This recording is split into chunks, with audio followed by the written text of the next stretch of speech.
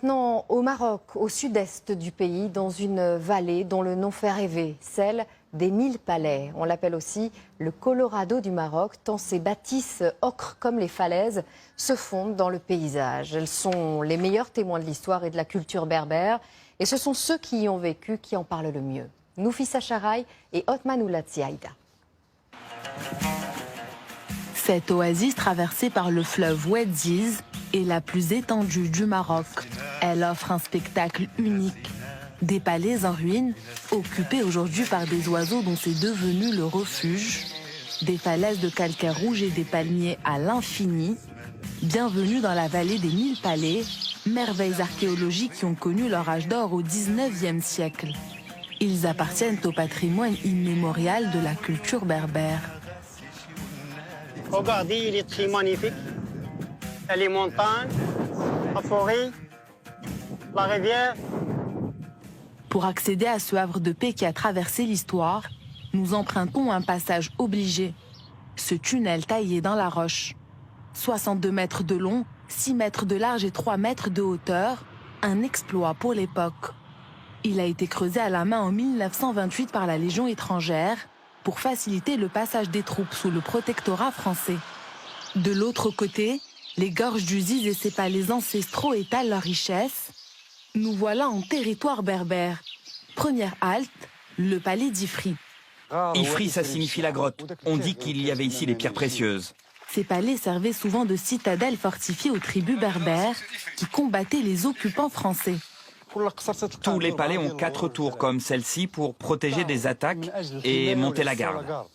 Cet homme revient régulièrement sur la terre de ses aïeux, dans l'esprit d'un pèlerinage.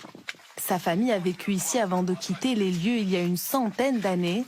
Gardien des murs, il vient ici pour se souvenir de ses racines. Vous sentez cet air pur? C'est pour ça que je reviens ici, sur cette terre heureuse, sentir l'odeur de nos parents et de nos grands-parents. Depuis 1975, ces palais abîmés par le temps sont progressivement désertés par leurs habitants.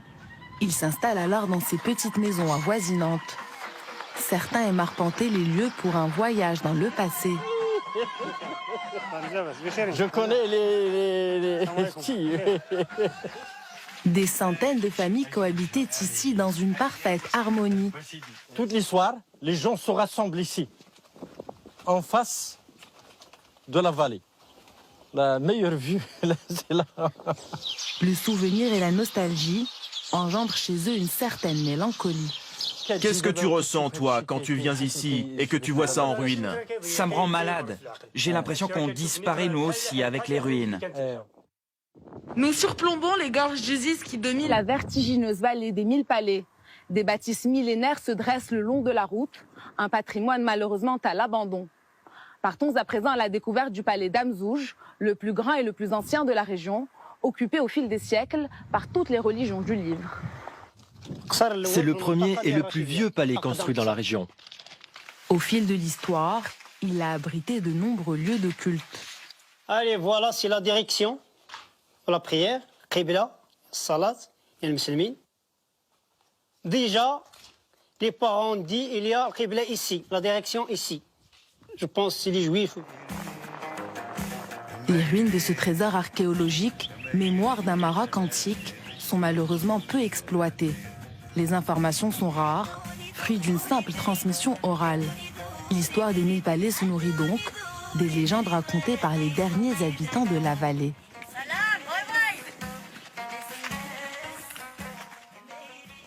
Continuons.